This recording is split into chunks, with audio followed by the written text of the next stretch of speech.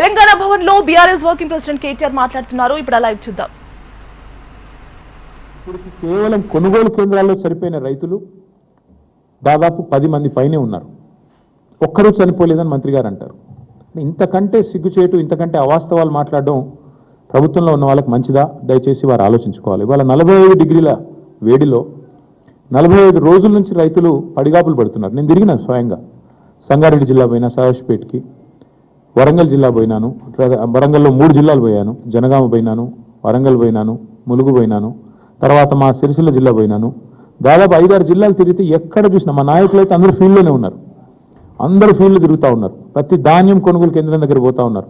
ఎక్కడికక్కడ రైతులు, sir gunny bags లేవు సార్, సంచులు లేవు సార్.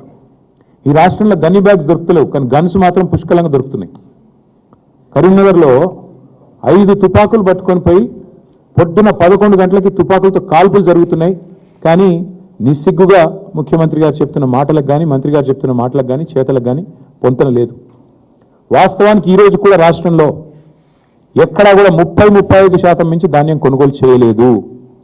ఇక మీకు పేరు చెప్తే బాగుండదు, కానీ ఒక మాజీ మంత్రి, ఎమ్మెల్యే, కాంగ్రెస్, మొన్న మా నాయకుడికి ఫోన్ చేసి, ఒక నాయకుడు మా ఎమ్మెల్యే గారికి ఫోన్ చేసి, అరే ఏం పెట్టినరా మీరు, ఇది పని లేని పని, ఈ గవర్నమెంట్ కొనుగోలు ఏందా నాకు అర్థం కాదు, ధాన్యం మీరు లేని పని పెట్టిన మా కేసీఆర్ గారు, మాకు ఇప్పుడు ఆ ప్రెజర్ అవుతుంది అని చెప్పి మా నాయకుడికి ఇంకో కాంగ్రెస్ నాయకుడు ఫోన్ చేసి నిష్ఠుగా మారుతూ ఉన్నాడు. ఇది పరిస్థితి ఈరోజు రాష్ట్రంలో.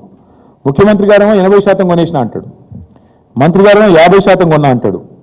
మేము చూసినాం క్షేత్రస్థాయిలో. వాస్తవానికి ఈరోజు ఏ ఒక్క సెంటర్లో కూడా ధాన్యం కొనుగోలు కేంద్రాలు సరిగ్గా పనిచేయడం లేదు.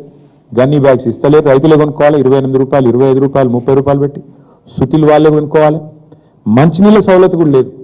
ఇంకా మీదికెళ్ళి వెయిటింగ్ ఛార్జీలు కూడా రైతులే కట్టుకోవాలి. ట్రాక్టర్ లోడ్ చేసుకొని వస్తుండ్రు పాపం. వచ్చినాక ఆడ బయట సెంటర్ బయట, నేను నర్సంపేట నా కళ్ళతో నేనే చూసిన, మొత్తం మార్కెట్ యార్డ్ అంతా నిండిపోయి ఉన్నది. మరి ఎట్లా ఇది పరిస్థితి అంటే, వచ్చి వారం రోజులైంది సార్, వెయిటింగ్ ఛార్జీలు కడుతున్నాం, రోజుకు 2000 రూపాయలు కడుతున్నాం, రోజుకు 3000 రూపాయలు కడుతున్నాం, లారీ అయితే, ట్రాక్టర్ అయితే 2000 కడుతున్నాం.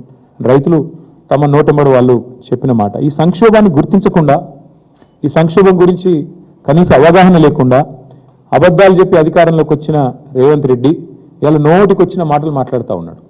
పెద్దలు చెప్పారు, ఎద్దేడ్చిన వ్యవసము, రైతేడ్చిన రాజ్యం బాగుండదు అని. 10 ఏళ్ళు దేశానికి అన్నపూర్ణగా వెలసిల్లిన తెలంగాణ ఇవాళ తల్లడిల్లుతున్నది. రైతు ఇవాళ కన్నీరు పెడతా ఉన్నాడు. ఇది వాస్తవం ముఖ్యమంత్రి గారు. మేమేదో మిమ్మల్ని విమర్శించడానికి ఇంకోదానికో చెప్పట్లేదు. ఇవాళ రాష్ట్రంలో ప్రణాళిక లేకుండా పోయింది. యూరియా దొరకదు, రైతు బంధు వేయరు, మీరు రుణమాఫీ మొత్తం చేయరు, ఆఖరికి పంట కష్టపడి పండిస్తే మీరు ఇచ్చే అరకొర కరెంటుతోని పంట కొనుగోలు చేయరు. మీ పాలసీ స్పష్టంగా కనబడతా ఉన్నది. ఏంది మీ పాలసీ? మేము కొంటే ధాన్యం 2400 ఇవ్వాలి, మొక్కజొన్న అయితే 3600 ఇవ్వాలి. అట్లా కాకుండా రైతును 4 రోజులు అక్కడే ఏడిపిస్తే పోయి అక్కడ ప్రైవేట్లో అమ్ముకుంటాడు. ఎవరో సేటుకో ఎవరో రైస్ మిల్లానికి అమ్ముకుంటాడు. 1700, 1800 సచినోడి పెళ్లికి వచ్చిందే కట్నం అన్నట్టు. ప్రభుత్వం ఎట్లా కొంటలేదు కదా, ఆయన వర్షం కింద పడితే నాశనం అయిపోతుంది పంట, మొలకెత్తితే మళ్ళీ వీళ్ళు కొనరు అని చెప్పి ఇవాళ ఆ పరిస్థితుల్లో రైతు ఉన్నాడు. ఇవాళ ముఖ్యమంత్రి గారు ఇంకా కూడా బుకాయింపులతో, బెదిరింపులతో, హుంకరింపులతో, అబద్ధాలతో నెట్టుకొస్తా అనుకుంటా ఉన్నాడు. మేము ప్రభుత్వంలో ఉన్నప్పుడు ఇదే ముఖ్యమంత్రి గారు తరుగు గురించి బాగా మాట్లాడిండు. ఎంత తీస్తారు, అట్లెట్లా తీస్తారు, ఇట్లెట్లా తీస్తారు. ఇవాళ వాస్తవానికి 6 నుంచి 8 కిలోల తరుగు తీస్తూ ఉన్నారు. ఇది వాస్తవం. ముఖ్యమంత్రి గారిని, కాంగ్రెస్ పార్టీ నాయకులని ఒకటే అడుగుతున్నాం, ప్లేస్ మీరు డిసైడ్ చేయండి, ఏ ఊరు మీరు డిసైడ్ చేయండి, మేము వస్తాం, మా నాయకులందరం వస్తాం.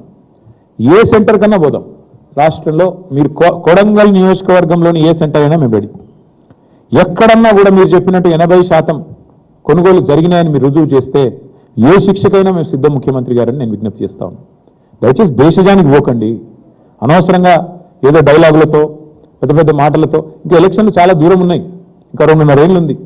ఇప్పటి నుంచే ఎందుకు ప్రతిదానికి రాజకీయం? దయచేసి దేశజానికి పోకుండా, అహంభావానికి పోకుండా, మేము చెప్తున్నాం కదా వీళ్ళు చెప్పడానికని అనవసరపు దీనికి పోకుండా, బ్రోకర్ల పాలవుతున్న ధాన్యాన్ని, మధ్య దళారులు ఏదైతే ఇవాళ గవర్నమెంట్ కొంటలేదు కాబట్టి దళారులకు అమ్ముకునే దుస్థితి ఏదైతే రైతులకు వచ్చిందో దీని నుంచి నివారించండి. మా శ్రీనివాస్ గౌడ్ గారు గుర్తు చేస్తూ ఉన్నారు, బోనస్ ఎగ్గొట్టిండు అని. బోనస్ కాదు, ఈ ప్రభుత్వమే పెద్ద బోగస్. ఈ ప్రభుత్వమే పెద్ద బోగసు. అలా రైతు డిక్లరేషన్ అంత పెద్ద బోగస్ ఇంకోటి లేనేలేదు. 34 హామీలు ఇచ్చారు రైతు డిక్లరేషన్లో. ఒక్కటన్నా అమలైందా ఈ రాష్ట్రంలో? 4 ఏళ్ల కిందట రాహుల్ గాంధీ గారు వచ్చి వరంగల్లో మీటింగ్ పెడితే అదే రోజు మళ్ళీ మేము మొన్న పెట్టాం రైతు సంగ్రామ సదస్సు అని వరంగల్లో పెట్టినాం. అరే అడిగాను నేను, ఎంతసేపు ముఖ్యమంత్రిని తిట్టిండి, నేను ముఖ్యమంత్రిని తిట్టలే. రైతు బంధు వేయకుండా ఉండేందుకు మేము ఏమైనా దివానా వాళ్ళమా అన్నాడు ముఖ్యమంత్రి. నేను గదే గుర్తు చేసినప్పుడు ఏమి దివానా గడవడం నేను అడిగిన. నేను ముఖ్యమంత్రి గారు నేనేం తిట్టలే. కేవలం ఆనాడు మేమేమైనా దివానా వాళ్ళమా, మాకేమైనా దిమాక్ లేదా అన్నాడు. నేను గదే చెప్పిన. మరి దివానా వాళ్ళు ఎవరు, దిమాక్ లేని వాళ్ళు ఎవరు అని అడిగిన.